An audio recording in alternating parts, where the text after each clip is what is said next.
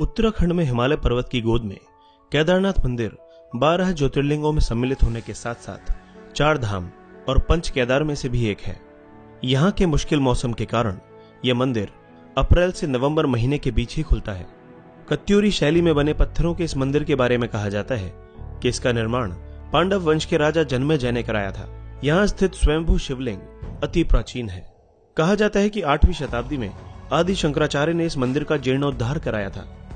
जून 2013 के दौरान भारत के उत्तराखंड और हिमाचल प्रदेश राज्यों में अचानक आई बाढ़ और भूस्खलन के कारण केदारनाथ सबसे अधिक प्रभावित रहा।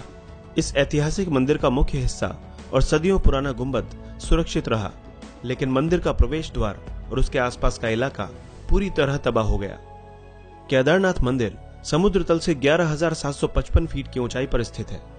दोस्तों, अब जान लेते हैं कि किस तरह 400 सालों तक केदारनाथ मंदिर बर्फ में दबा रहा और इसका इस मंदिर पर क्या असर पड़ा।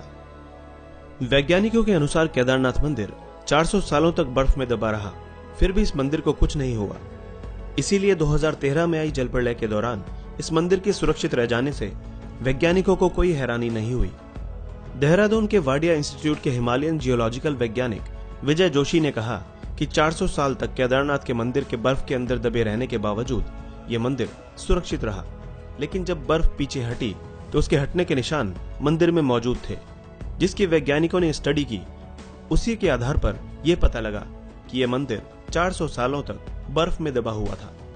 जोशी कहते हैं कि 13वीं से 17वीं शताब्दी तक यानी 400 साल तक एक छोटा हिमयुग आया था, जिसमें हिमालय का एक बड़ा क्षेत्र बर्फ के अंदर दब गया था। पहले माना जाता था कि मंदिर ग्लेशियर के अंदर है, लेकिन रिसर्च से पता चला कि यह मंदिर ग्लेशियर के अंदर नहीं बल्कि बर्फ में ही दबा हुआ था। वैज्ञानिकों के अनुसार मंदिर की दीवार और पत्थरों पर आज भी इसके निशान हैं। ये निशान ग्लेशियर की रगड़ से बने हैं।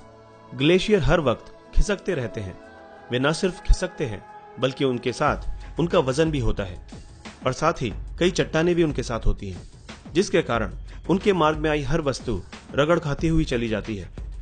जब 400 साल तक मंदिर बर्फ में दबा रहा होगा तो सोचिए मंदिर ने इस ग्लेशियर के बर्फ और पत्थरों की रगड़ को कितना झेला होगा।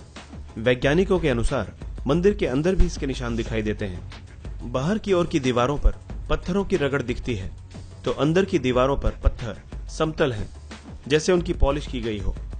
एक मत के अनुसार विक्रम संवत 1076 से 1099 तक राज करने वाले मालवा के राजा भोज ने इस मंदिर का निर्माण करवाया था, लेकिन कुछ लोगों के अनुसार यह मंदिर 8वीं शताब्दी में आदि शंकराचार्य ने बनवाया था।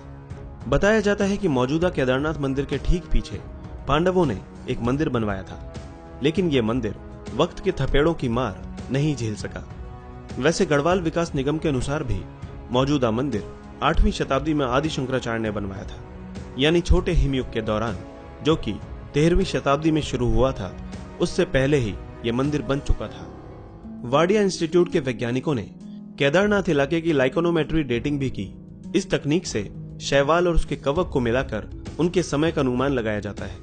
इस तकनीक के अनुसार केदारनाथ के इलाके में ग्लेशियर का निर्माण 14वीं सदी के मध्य में शुरू हुआ और इस घाटी में ग्लेशियर बनना 1748 ईस्वी तक जारी रहा, यानी तकरीबन 400 सालों तक। जोशी ने कहा कि सबसे बड़ी बात यह है कि लाखों साल पहले चोराबारी ग्लेशियर के पीछे हटने से केदार घाटी बनी। जब ग्लेशियर पीछे हटते हैं तो वे रोड रोलर की तरह अपने नीचे की सारी चट्टानों को पीस देते हैं और साथ में बड़ी बड़ी चट्टानों के टुकड़े छोड़ जाते हैं। जोशी कहते हैं कि ऐसी जगह पर मंदिर बनाना इंजीनियरिंग का एक अद्भुत नमूना है। उन्होंने एक ऐसी जगह और एक ऐसा सेफ मंदिर बनाया कि आज तक उसे कुछ नुकसान नहीं हुआ। वैज्ञानिक डॉक्टर R.K. डोभाल भी इस बात को मानते हैं कि यह मंदिर बहुत ही मजबूती से बनाया गया है। केदारनाथ मंदिर 85 फीट ऊंचा, 187 फीट लंबा और 80 फीट चौड़ा है। इसकी दीवारें 12 फीट मोटी हैं और बेहद मजबूत पत्थरों से बनाई गई है। मंदिर को 6 फीट ऊंचे चबूतरे पर खड़ा किया गया है।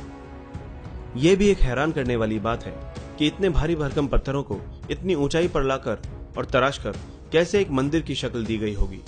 जानकारों का मानना है कि पत्थरों को एक दूसरे से जोड़ने के लिए इंटरलॉकिंग तकनीक का इस्तेमाल किया गया था। इसी वजह से यह मंदिर एक भूकंपरोधी इमारत में तब्दील हो गया। ये मजबूती और तकनीक ही मंदिर को नदी के बीचों बीच खड़े रखने में कामयाब हुई।